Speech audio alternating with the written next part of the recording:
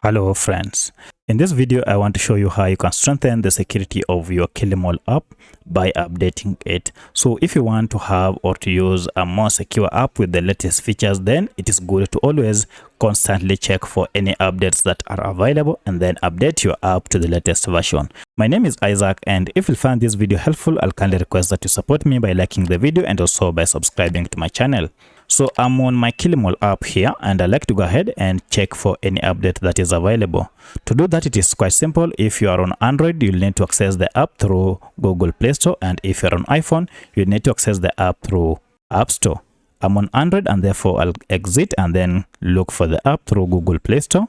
And here is my Play Store. I'll go ahead and tap on it. From here, just search for your app, and you can see my Kilimall app is here. And there is an update. So if I just tap on it, you can see I have an option to update it. Now, by updating your app, you'll also be able to fix a lot of bugs or any issues that was related to your app. So if you go ahead and click on update, it will proceed and download the latest version of your app and then install it on your smartphone.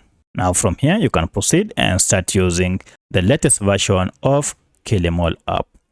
If you have another question, kindly let me know in the comment section. Otherwise, thanks for watching, and let's meet in the next video.